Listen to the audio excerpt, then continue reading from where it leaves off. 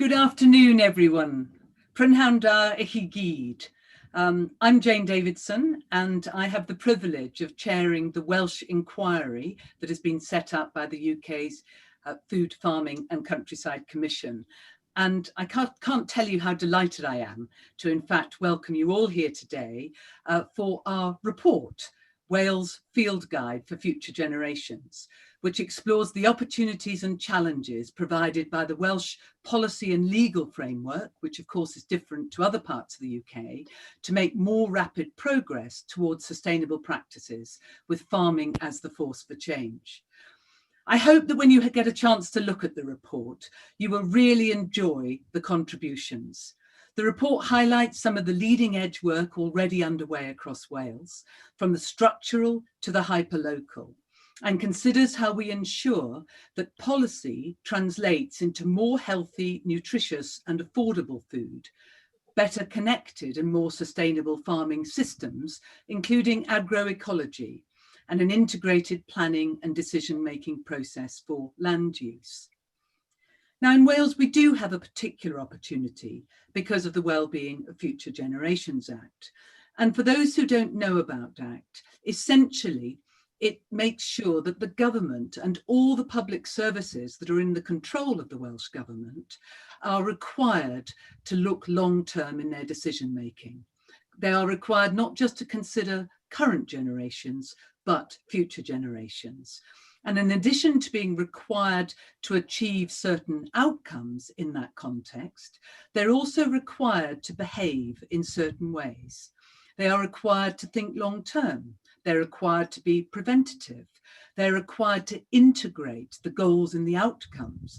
They're required to involve people about whom decisions are being made in those decisions.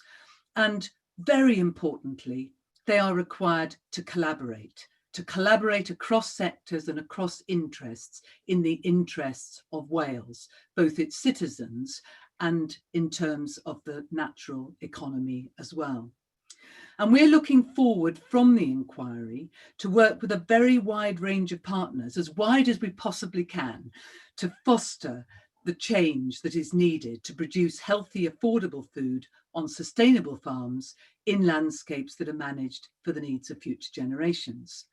And so this afternoon, we have a panel from a wide range of interests. I'm particularly delighted that Sir David Henshaw, the chair of the Board of Natural Resources Wales, has agreed to be with us.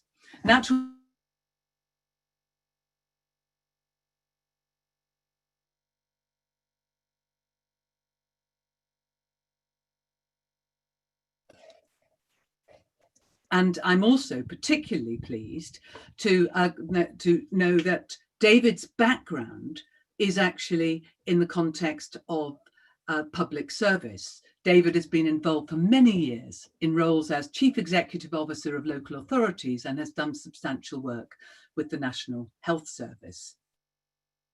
We also have with us Anne Jones, Food, Farming and Countryside Commissioner and Vice Chair of the National Federation of Women's Institutes. Anne is a farmer. She farms beef and sheep in the Cambrian Mountains on the edge of Llandewi Brefi. We have Pamela Mason, who's a public health nutritionist, and Pam works with Food Manifesto Wales, who are featured in the report.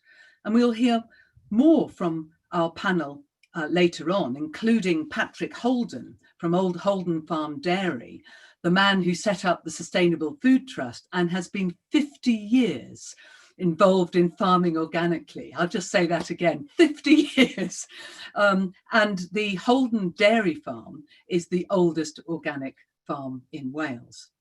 But before we move on to meet our panel and the Chief Executive of the Food, Farming and Countryside Commission, Sue Pritchard, who I'll be asking to introduce the report in a moment, I always think it's quite useful to start with an anecdote. And the anecdote I wanted to share with you today is that a man called Satish Kumar, who is the person who set up Schumacher College, once said to me that did I understand the relationship between ecology and economy? And of course I thought I did, but I was completely wrong.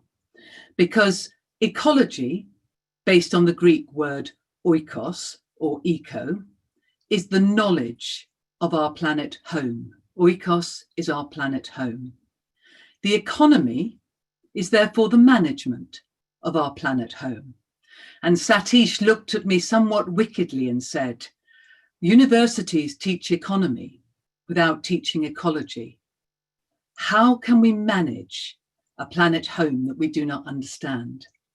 And we want to address that separation between ecology and economy. Our ecology is fundamental to the success of our lives as human beings, and therefore to really bring back together ecology and economy in a fruitful way for Wales is one of our big aspirations. And so can I now very warmly turn to my colleague Sue Pritchard, the Chief Executive of the Food, Farming and Countryside Commission, a woman with over 30 years experience as a researcher, writer and consultant, and also leading change for more sustainable futures. Sue runs a small organic livestock farm in Monmouthshire, home to the charity the Silver Birch Foundation, providing development in the outdoors for disengaged young people. And what I really love about the big Welsh opportunity in the UK Food, Farming and Countryside Commission is that its director is Welsh, and I'm sure she will have our ear. So over to you, Sue. Thank you so much, Jane. And it's true, I am beyond smug. I'm incredibly pleased and really proud to be able to be doing this work for a UK commission based here in Wales, based on my farm in Wales. And it has been a real joy, actually, to be able to spend more time here, in spite of the fact that it's been under very peculiar circumstances over the last 4 months. And I have to also start by thanking Jane, who chairs our inquiry in Wales and who has been the most inspirational and engaged chair for all of this work. We have benefited enormously from her wisdom and her experience and her big heart and energy in enabling us to do as much as we have wanted to do here. We do have the most fantastic panel on your screens today. All of the folk here that you can see have worked with us over the last few years on our report and on our programme in Wales, and there have been many, many more. Another of the great joys of working with the Food, Farming Countryside Commission has been the way we've been able to go out right around the country and right around Wales to meet people where they are, to hear people's real stories, real experiences. And many of those stories are contained in the report that I hope you'll all have a look at after this webinar. What we wanted to do in that report was 3 things. First of all, we wanted to showcase the fantastic conditions that we have in Wales. Actually, I think very often in Wales, we don't appreciate the conditions that we are creating for ourselves in terms of the work around the environment, food systems, farming. As Jane has already indicated, the Wellbeing of Future Generations Act and the Environment Act, public service boards, these are all distinctive Welsh policy intentions that create really excellent conditions for groundbreaking work. And I have been fortunate to hear leaders in other parts of the country, other parts of the UK, but also right around the world, pointing to Wales as an example of some really innovative world-leading practices. So it gives me great pleasure to be able to tell that story in the report. It also gives me real pleasure to illuminate the stories of people who are doing really fantastic things. We have another session later today. We have 2 bites of the webinar cherry, and later today we're going to be talking about land sharing and land sparing, which is another aspect of our work. And on that panel we have Chris Blake, who's done the most extraordinary work with Skyline in Treherbert. Pam on this panel has been involved in the Food Manifesto across Wales. there are some really brilliant stories to be told about what people in Wales are already doing, people on a mission to make change happen. And it is a joy to be able to tell those stories. But then the last thing that we're doing in this report is starting to signal what we think needs to happen next.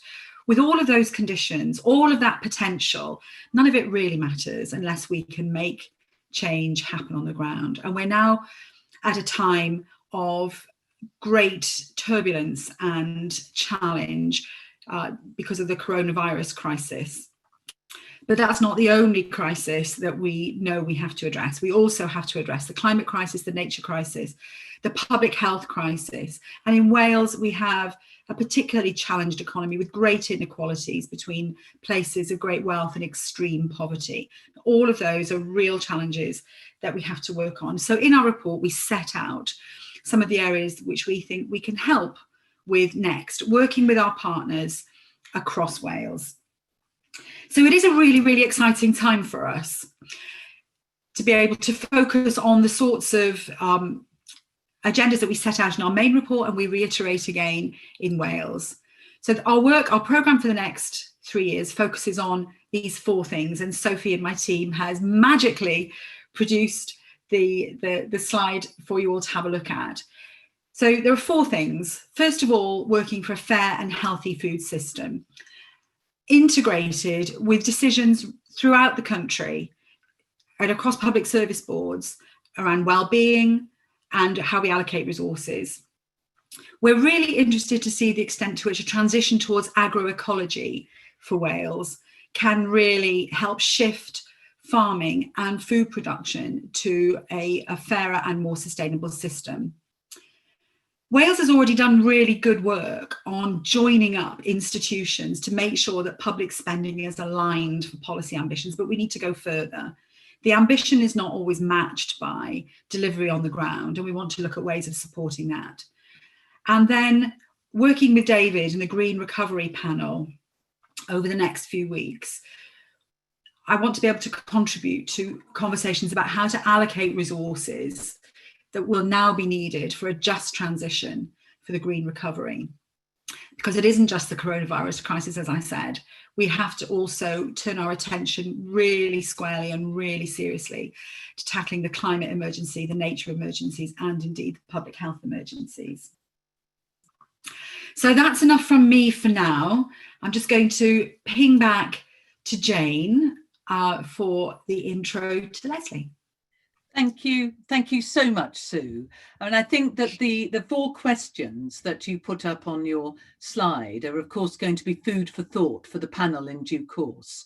But I'm delighted that although she wasn't able to be with us today, that the Minister, Leslie Griffiths, has agreed to send us a video actually to share her thoughts at this time about where things are going. So perhaps if we can show that now. Thank you so much. For inviting me to participate in your event. I am disappointed not to be able to take part in your panel event, and so hopefully this video message will give you an insight into the latest thinking the Welsh Government has when it comes to land management reform. Before I start, I would like to say how desperately disappointing it is the show, like many other wonderful Welsh cultural celebrations, is unable to take place this year. I'm sure you'll agree public health comes first, and thanks to the public's efforts, we have succeeded in bringing the fire of coronavirus under control. But that fire is not out yet. The worst thing that could happen is a second spike, which is why we continue our rational and cautious approach. And the Welsh Government will do its very best, working with the Royal Welsh Agricultural Society, to ensure it can take place next year. In the meantime, I want to congratulate you in bringing people together across Wales to carry on with lives and businesses as normal as possible, and to have this important discussion as part of your Wales inquiry. As some of you may be aware, 2 weeks ago I gave an update to the Senedd on the next steps the Welsh Government is taking to develop proposals for future agricultural support in Wales. The statement follows year-long work as part of a range of activity for our sustainable farming and our land consultation. The consultation presented a case for future funding to support and reward farmers who operate sustainable farming systems. In a world where future trade agreements are likely to open up our markets to a greater degree of competition, demonstrating the sustainability of food produced on Welsh farms with high animal welfare and environmental standards is likely to be increasingly important. My aim is a framework that allows us to support the production of sustainable food and deliver against our environmental justice commitments. The proposed approach would provide an important income stream for farmers, recognising the important work they do in delivering environmental outcomes and rewarding them for it. In addition, we are seeking to reinforce the long-term competitiveness of the sector through enhanced business advice and support. This will help support farmers in the new economic realities following the UK's departure from the EU. The competitiveness of farming, food production and improved environmental resilience are complementary agendas, and our proposals are clear in this regard. Our proposed sustainable land management approach will allow us to respond to the climate emergency, will help to reverse biodiversity decline, will ensure high standards of animal health and welfare, and will protect our natural resources. Furthermore, food produced using this approach will be sustainable, ensuring a food supply for future generations. We are now working on a range of fuller options for a scheme based on the Sustainable Land Management Framework. Each option will be judged in terms of cost, benefit and compliance with our Wellbeing of Future Generations Act and the Environment Wales Act 2016. To support the development of our proposals, we are undertaking a range of economic analysis to understand the impact of moving from an entitlement-based income support scheme to a voluntary scheme that rewards the production of outcomes. There will be a transition period to enable farmers to adjust their existing business model to accommodate any changes required by the proposed scheme. Before the end of this Senedd term, I will publish a white paper that will pave the way for the introduction of an agricultural Wales bill during the 6th Senedd term. In addition, to ensure farmers are supported following the UK exit from the EU, I intend to launch a consultation later in the summer to seek views on the retention and simplification of rules around agricultural support for farmers and the rural economy. This support would bridge the gap between the current EU funding and any new scheme based on sustainable land management. Globally, it has been an extremely challenging few months, and Welsh farmers, of course, have not been exempt from recent circumstances. I am proud of the resilience they have shown in responding to those difficulties. Farmers, foresters and other land managers play a vital part in the economic, environmental and social well-being of Wales, and we will continue to support them to adapt to economic and political changes, as well as the impact of climate change. During the pandemic, many communities have gained an increased appreciation for our natural environment, not just the part it plays in well-being and recreation, but also in underpinning key rural economies. It has shown how much visitors from beyond Wales enjoy our wonderful seasides and countryside, and we are now cautiously reopening tourism in Wales. We are looking forward to welcoming visitors back to Wales and to see people from Wales revisiting their favourite places again and discovering new ones, but doing so responsibly.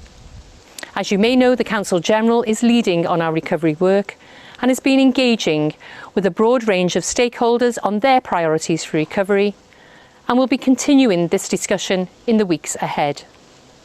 I'm sure today's event and the entire virtual festival will provide further matters for consideration and help in identifying early priorities for our external panel to help us with. I am determined the recovery from the COVID-19 pandemic will accelerate and not deter us from the transition to a low-carbon economy and a healthier, more equal Wales.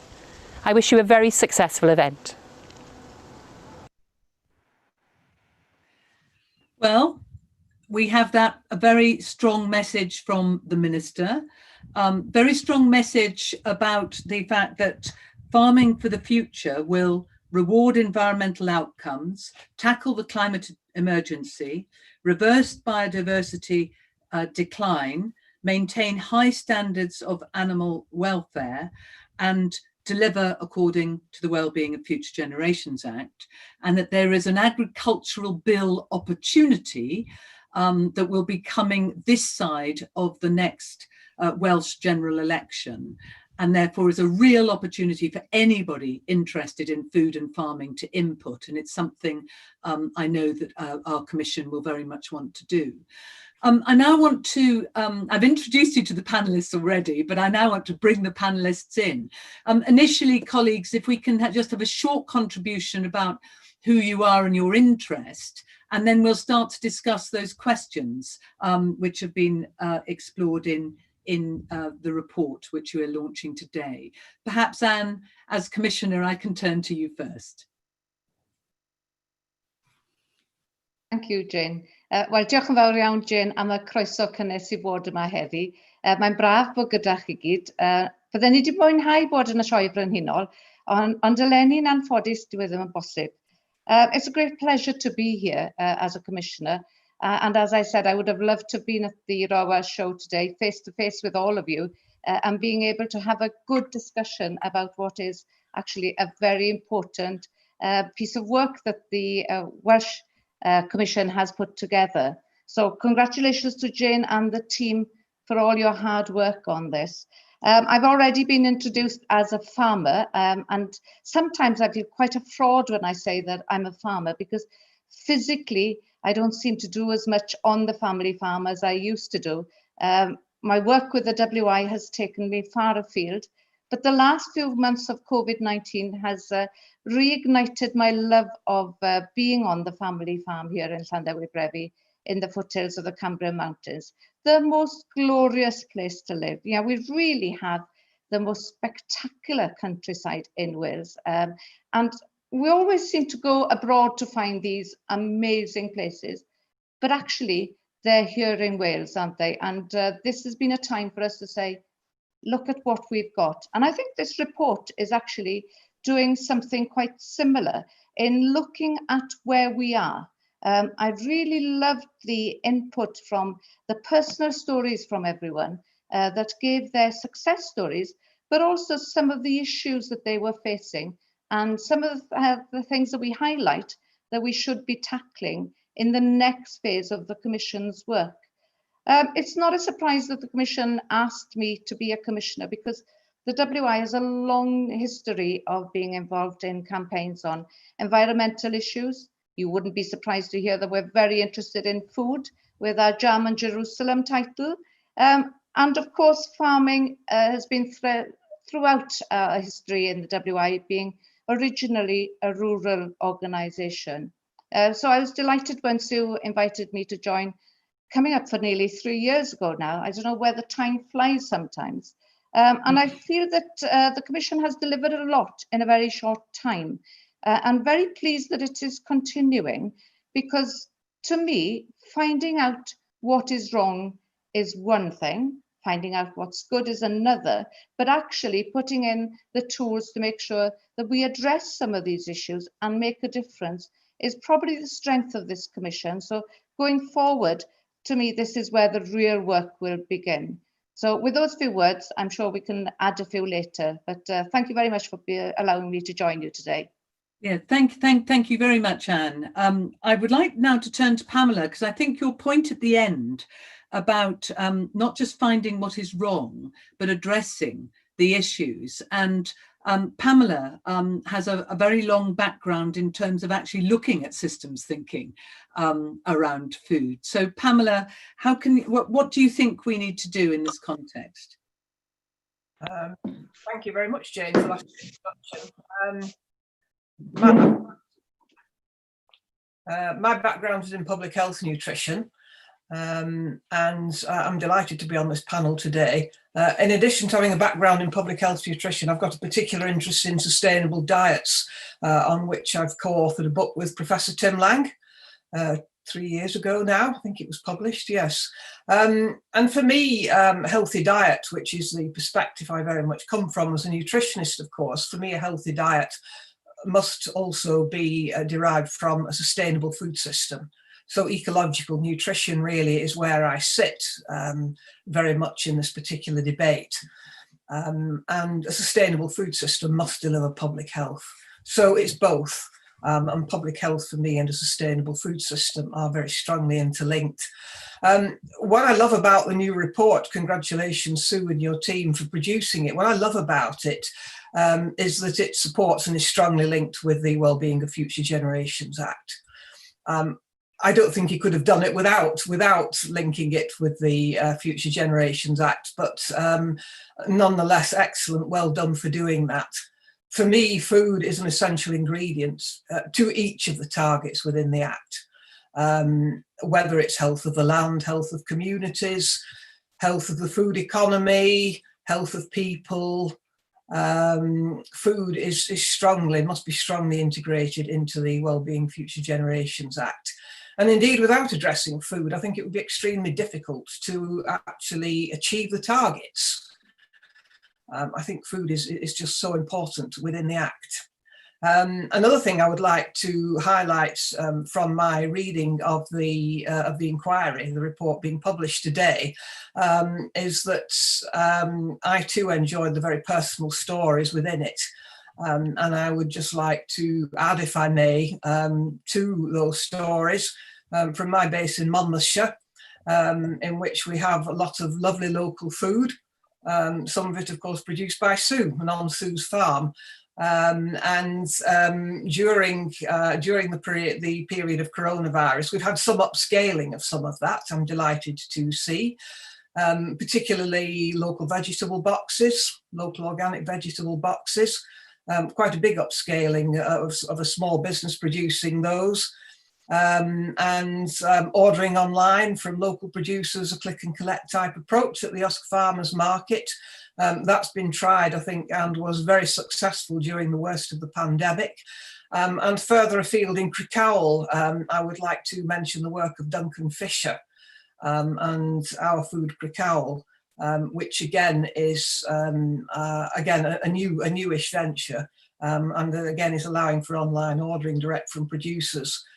So that's really providing the potential. All those new ventures, if you like, or expanding ventures, are providing the potential for people who are buying the food to enhance their knowledge of local food in a region, and to improve their relationships with local food producers and just get to learn more about where their food is coming from. One final thing I would like to say before I'm sure it's Patrick to speak next. One final thing I would like to say is I would love to see a rebalancing of the food that's produced across Wales, with more vegetables. Patrick, I know, having heard him speak in the past, really struggled with selling vegetables from his farm, and I think we do need a rebalancing of food production and yes, and indeed of food consumption and food sales, if you like, across Wales, with more vegetables, which this lovely land that we've got can certainly grow more of. Thank you. Thank you so much, Pam. And it's a wonderful segue over to Patrick. So, as the man who brought our first organic carrots, what are your thoughts now, Patrick? Well, yes, as has just been said, I was carrot king once, but now I don't grow carrots anymore except for ourselves. Thank you so much, Jane, for that rather nice introduction. That made me feel very ancient, and how wonderful to hear Leslie Griffiths describe a remarkable framework for the new agricultural support scheme, the Sustainable Land Management Scheme, which I think has the makings of being a world-leading first Welsh government, first government in the world to get right firmly behind sustainable, regenerative, agroecological principles across the whole of Wales. I think it's incredible that this is happening. You never could have predicted it, and here we are. So good for you, Leslie, and your team, who are brilliant, by the way.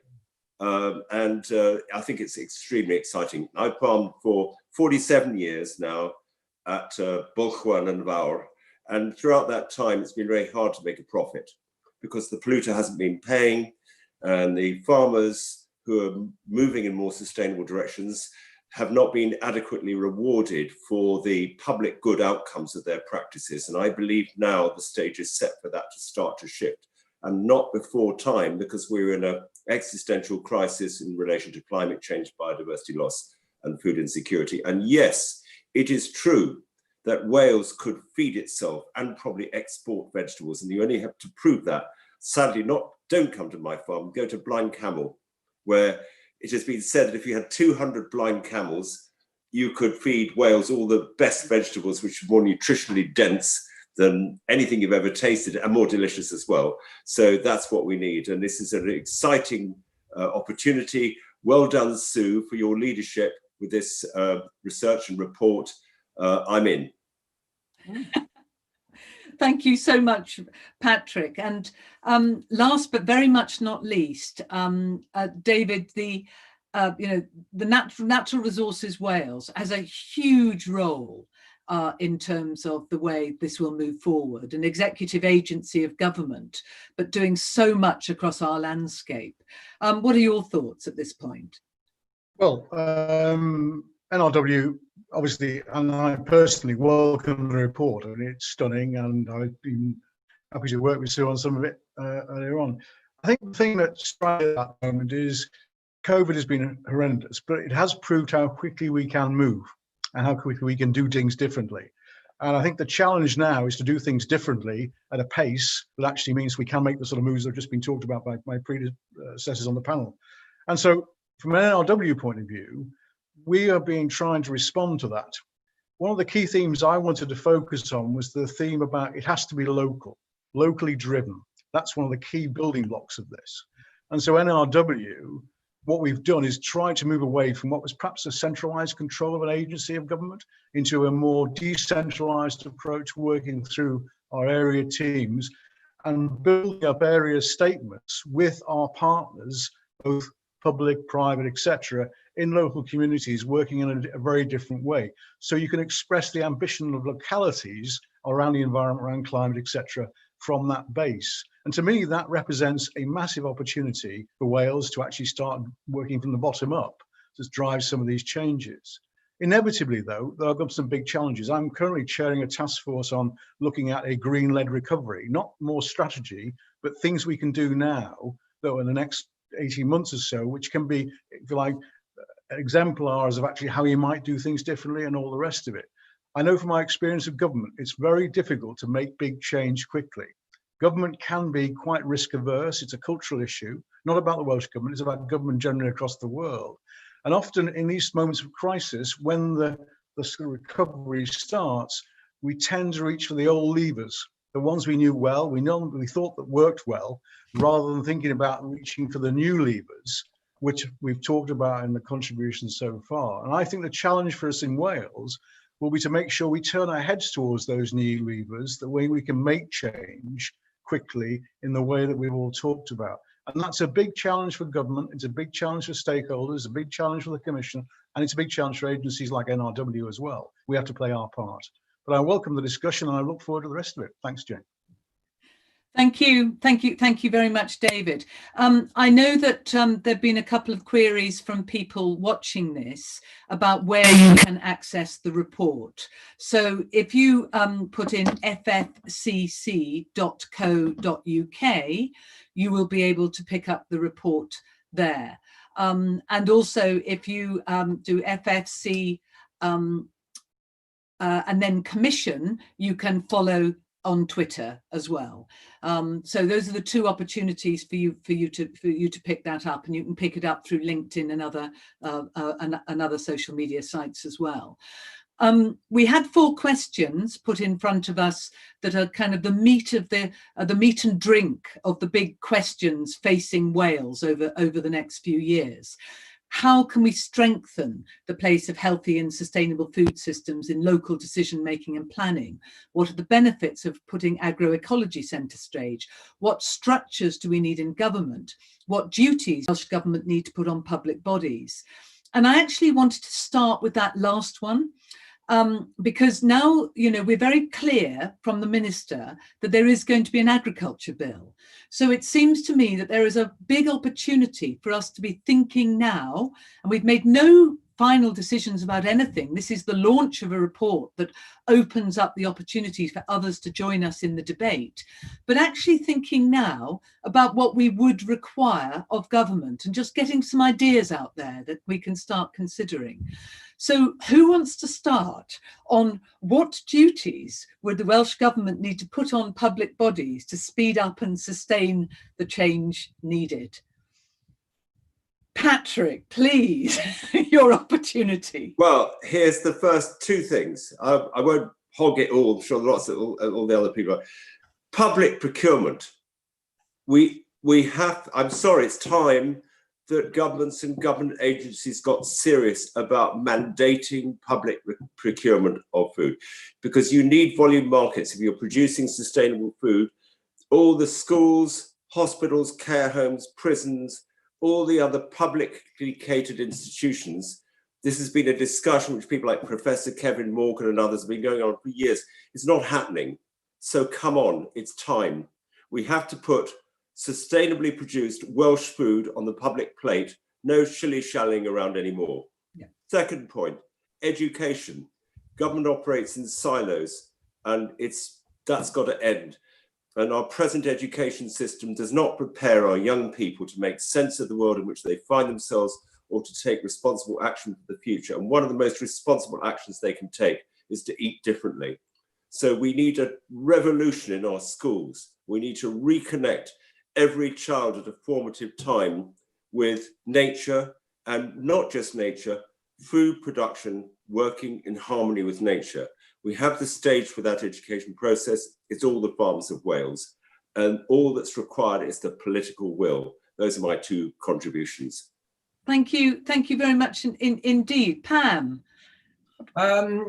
I mean, I would agree totally with what Patrick has said. Public procurement for sure, reconnecting children with nature and food and so on, and both of those things are linked, of course. More public procurement, more local sustainable food into schools, that helps children to reconnect with food and the environment. One other thing I would like to add, though, to those two things is an overall food strategy for Wales, which really is from farm to plate. So it's not just an agricultural strategy, but a food strategy in which, if I can use the term ecological nutrition, is really centre stage. So, I mean, I believe what we need, again, going back to the dietary issue, is a healthy diet from a sustainable food system. So therefore, we need a food strategy which does span farm to plate, if I can use that well hackneyed cliche, but it's an easy way to express an awful lot. And if that could be achieved, then of course it would require a lot of cross-sector working and less working in silos. Well, thank you for that. And I think that, David, that leads us straight back to you and the very much the cross-sector approach that you've been taking in area statements. I mean, one of the things that's interested me from the beginning of the Wellbeing of Future Generations Act in operation has been that the only organisation outside Welsh Government to have a place on every public services board in Wales is Natural Resources Wales. So in a sense, in that you are at the heart of cross-sector working for the future. So picking up the challenge, we've got public procurement, education, food strategy based on ecological nutrition. What else can be brought to the table here? Well, I think you're right about the area and public service boards and the rest of it. I think to be fair about this, I think NRW has been a bit back from the table in these conversations. More recent times, we're coming right to the table with resources in our hands to try and deploy at a local level. So we are changing the way we operate. I think there are other issues here, though, which are crucial. One is policy consistency across government. You see too much of contradictory policy across government. Now, not for deliberate reasons, but often deliberate silos of government. That's how government works, as I said earlier on. So making sure there's a policy consistency here in what we're seeking to attain. The other bit of this, and there's a macro and a micro here, aren't there? We've talked a lot about some of the local stuff. There's also the stuff about this moment has shifted things. You know, we've seen a massive growth in local adaptation, innovation at business level, food producers, food suppliers. that sort of energy at local level has been materially come out to the fore in recent months. We need to build on that. And equally, it's about building, if you like, sustainable development in the future. I'm passionate about the idea of actually creating the infrastructure at local and small community level of technology infrastructure to enable people to work remotely, to live well, live in quality places, but at the same time, create demand in those areas by their very presence. We will create demand at a local level, which can be then responded to by the market as it should do properly. So I think there's a whole blend of things here. But I go back to my point, we can't use the old levers. We're going to have to think quite differently about what we do here, what government does to incentivize changes in behavior. No, thanks for that. And just to follow that on for a second, because obviously the lever in the context of the Wellbeing of Future Generations Act, which actually enshrines the Brundtland definition of sustainable development in the law to first country to do so. Most of your work has been outside Wales, although I know you've been, you've lived in Wales a lot and you have this deep love of Wales. What is there about that lever that might help tackle that policy point about having the inconsistency in government? If government is and can deliver on the idea that it will deliver against the Act in all its operation?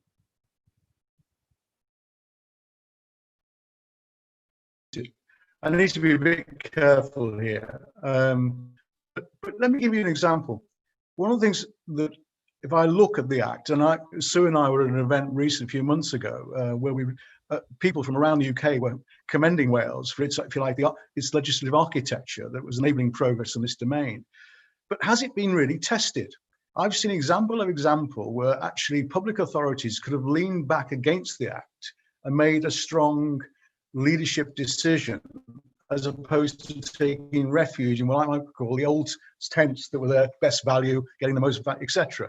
Now, I want to see the Act tested, because in the end, this will be tested and the courts will decide. And the question is, will the supremacy of the Act be there, or will it be other acts or the legislation that will provide the drivers for public authorities, for example? So I want to see the Act tested. So I want to see a brave public authority challenge what would be the normal decision by doing something quite differently, leaning back against the Act.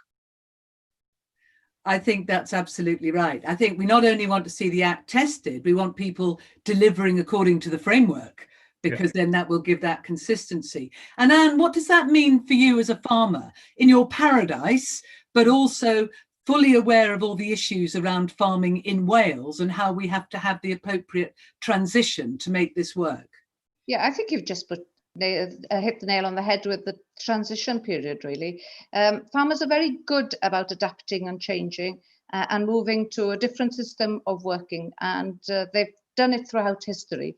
But they have to be supported in that transition period, and I think that would concern me gravely if that wasn't happening, because we've seen it in different parts of the world where transition has not been supported, and the vast rates of suicide within the farming and rural communities is not something that I'd like to see in the UK. There's a huge pressure with environmental issues at the moment. When we think of climate change, we have got to play our part strongly here in Wales, and the Welsh Government really must lead on this and be the voice that does the real delivery of climate change policies, especially where it comes to agriculture and the countryside in Wales. We need to open up the open spaces, our countryside, have better cycle routes, have better walking routes.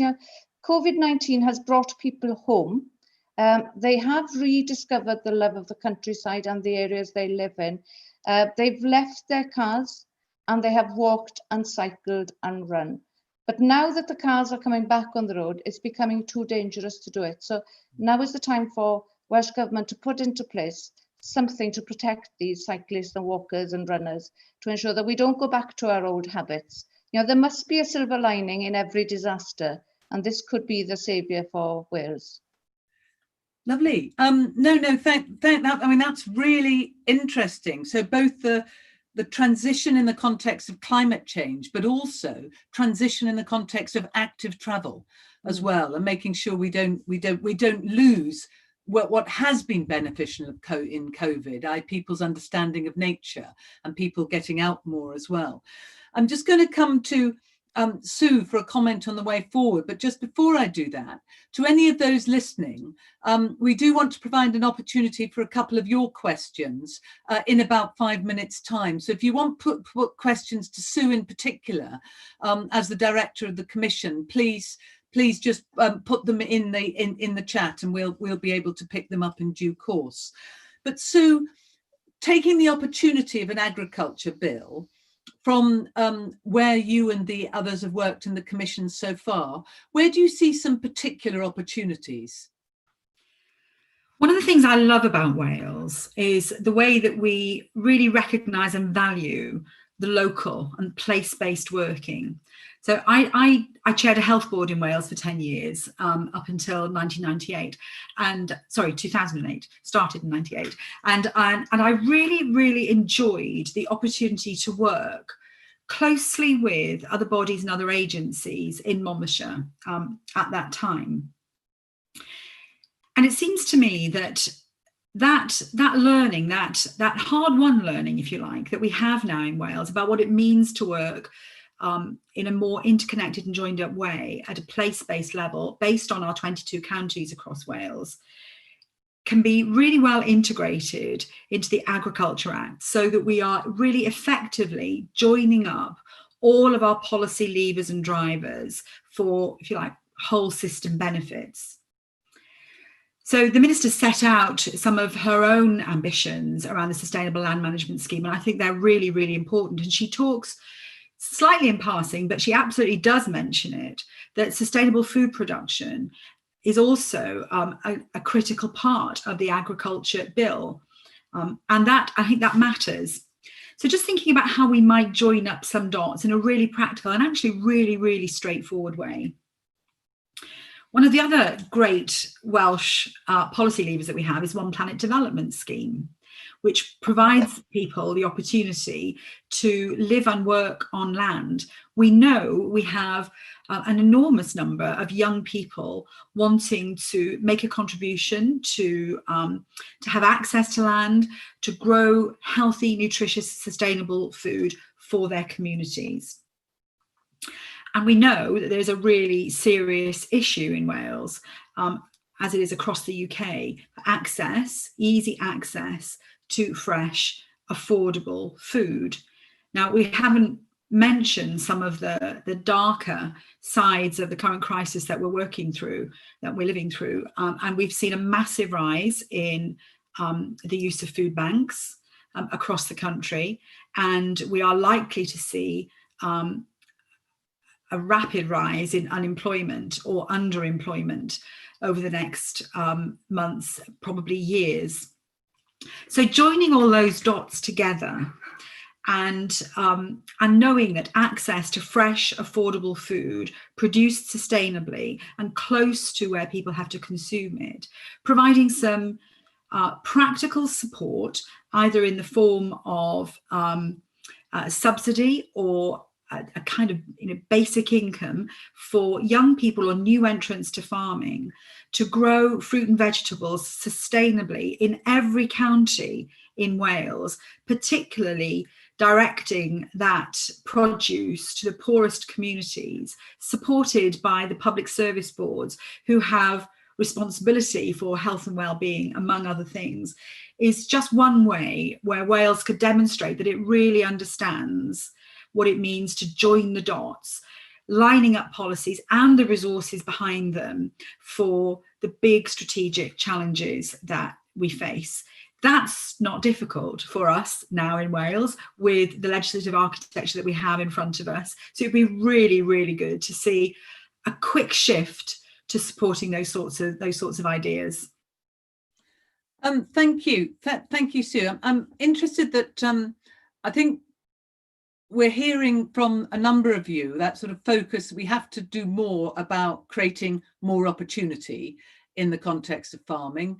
There's a gap in terms of horticulture and how that can be met. I'm interested, Patrick, particularly from your experience on some of the logistics, because of course, growing has to be in a place, but it has to be got from place to place. So what is the role of, for example, the Commission or local authorities or the government in the context of assisting with the technology and the logistics to actually ensure that we can get more local and more resilient growing, because it can also be profitable for the first producer?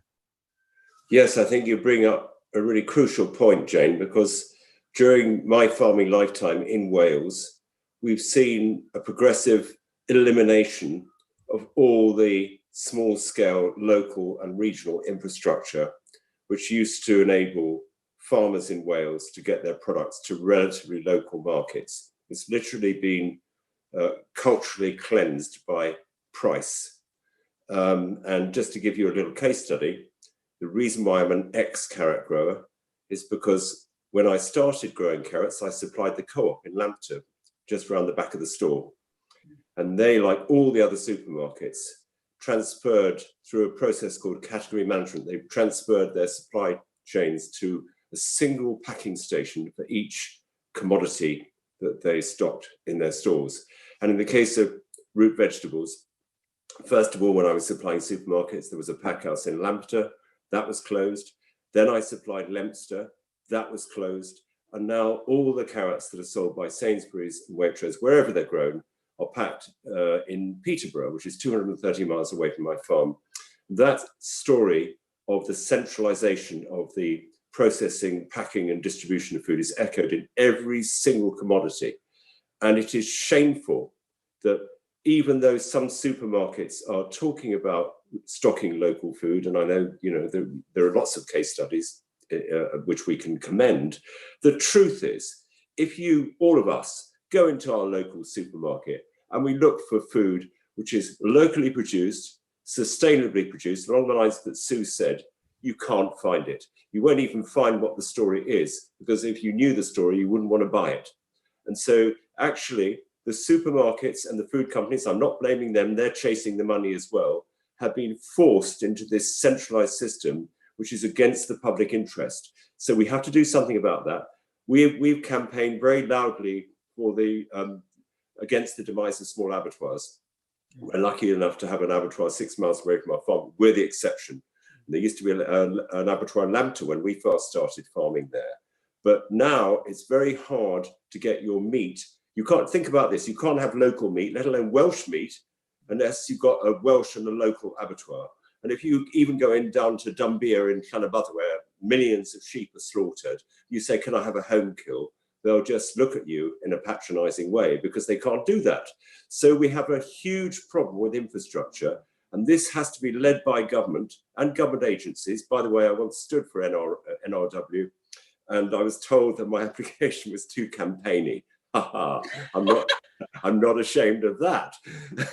So I think it's time for change to happen, and I think the change has to be focused on recreating the infrastructure that we've lost, because without that we cannot get our food to market.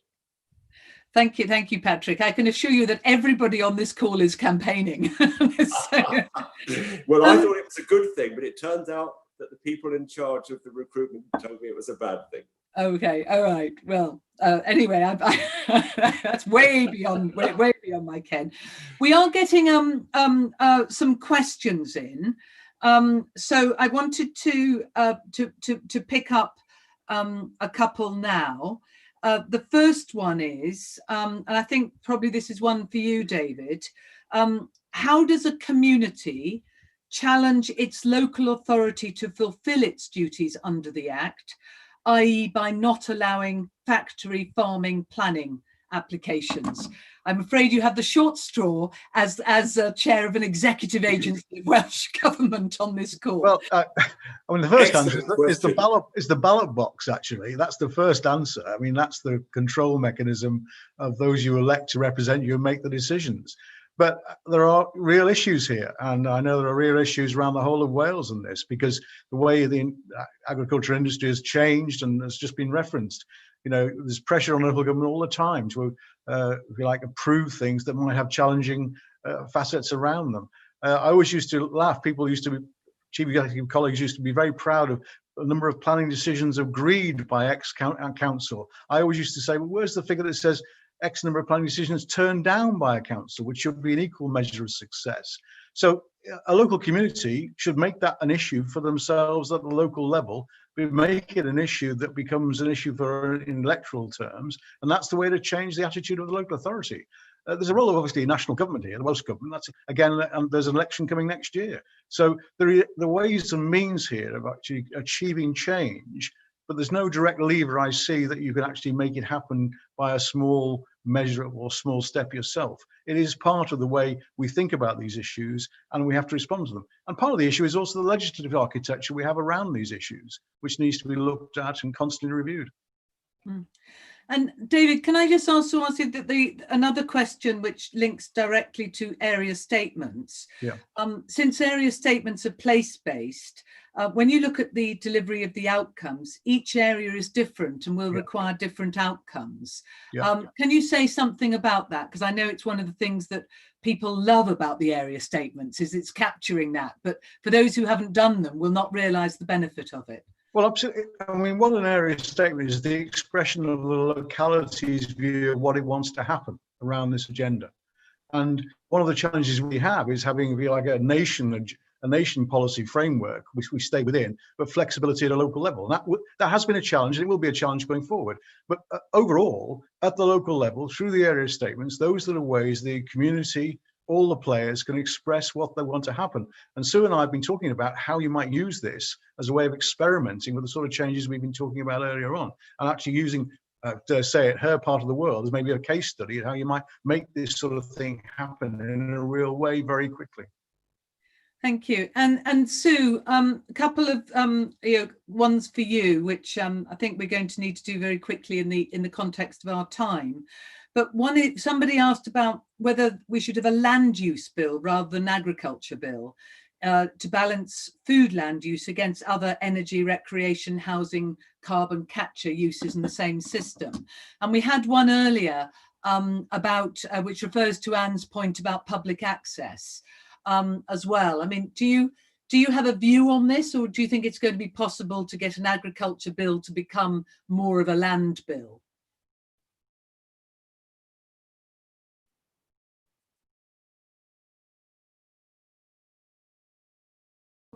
Sorry. Your mic wasn't on. Classic. So yes, first, let's get a really, really good agriculture bill through. I think we've already seen from the minister's words that she is very cognizant of the relationship between a sustainable land management system and a land use framework. As David was just saying, the kinds of conversations that he and I have been having about how we use ideas within a land use framework to integrate different requirements, different needs of land much more effectively. And we do have the conditions in Wales for that to happen.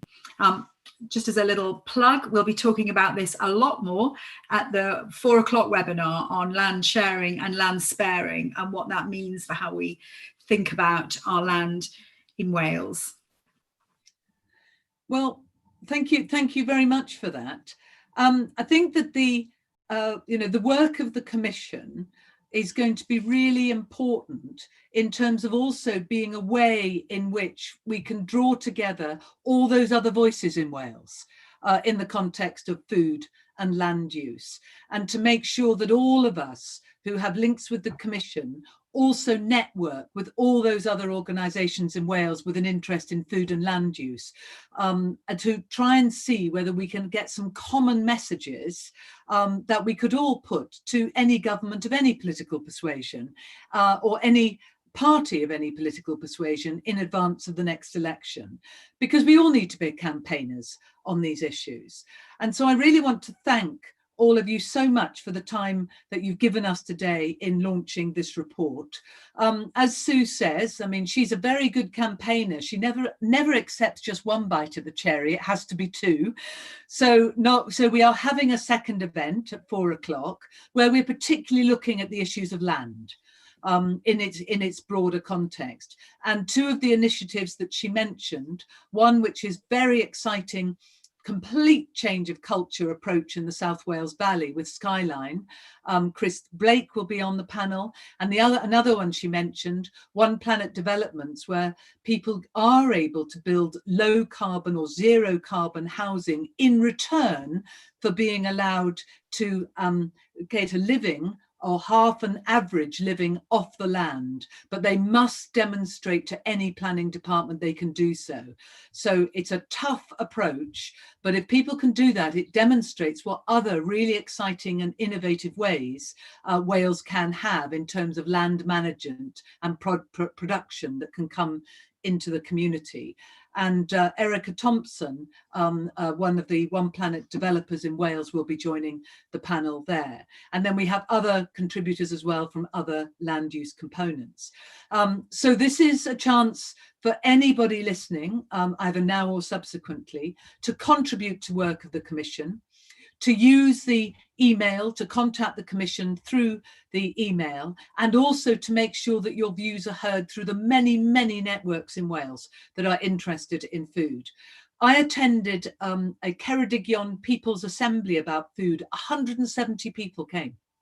Extraordinary, the amount of interest now. So we must turn this moment into a movement. And so I wish you all the very, very best with your Commission work, and the Wales voice is going to be heard loud and clear. So diolch yn fawr iawn I chi gyd am ddod heddiw.